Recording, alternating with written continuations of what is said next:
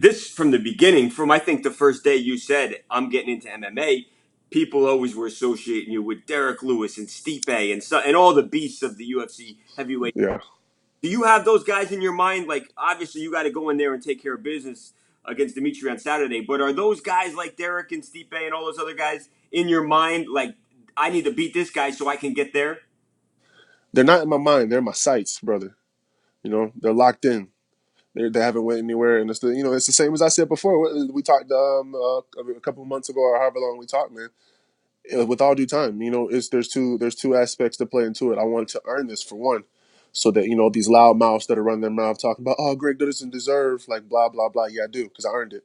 I worked my way up to here. And then for the secondly, because I'm not ready, man. It's like throwing a cub in there with some lions, man. It just doesn't make sense. So when I go there and when I do fight these guys, hopefully soon enough when I do elevate and graduate, it's gonna be Goliath versus Goliath. A war to be witnessed and loved and cherished forever and on through time. What's the mindset going into this fight, Greg? Now that you have one under your belt, Oh man, I'm just relaxed, man. I'm ready to roll. It's like you hit it right on the head, man. It's a whole different story when you don't know what's coming, when you don't know where you got to go, what you got to do. Now it's just I know the routine, I know what needs to be done, and I can just go out there and be myself. what'd you learn last time?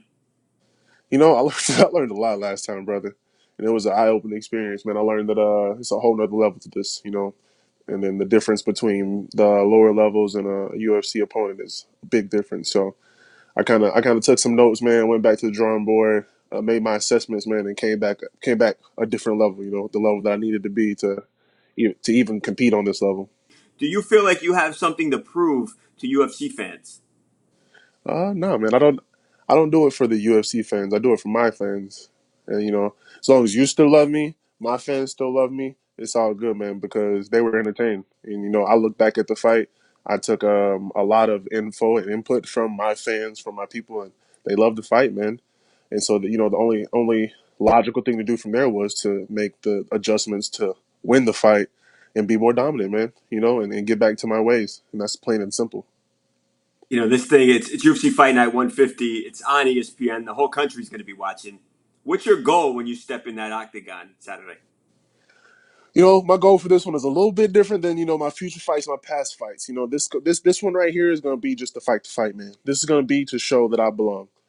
And the last fight is my debut. I was happy to be there. I was appreciative. This fight right here, this is to say, like, yo, I'm a fighter. I belong here. Screw what you think's gonna happen. Screw what you want to happen. We're here to fight 5 rounds, no matter how long it takes. We're getting the job done, and we're moving on to the next one where I'm gonna prove that I can stay here. Do you feel like last time you just went like full force, like just too much, too excited? You know, um, if we're being honest, I overestimated myself and I underestimated the situation, and it's a grand stage, man. And I even caught some comments of some fans or not fans of the UFC, and they were just saying like, "Oh man, yeah, it was a big show. It was the big stage. It was the lights that did." Like, you never walked out by yourself facing a packed Barclays Center, so and I think that just it overwhelmed me, man, and I took it lightly. And this time, I made adjustments in my training to just be prepared to be overwhelmed, be prepared to be tired, be prepared to be whatever we need to do to get the job done, man. I'm the Michelin man, baby.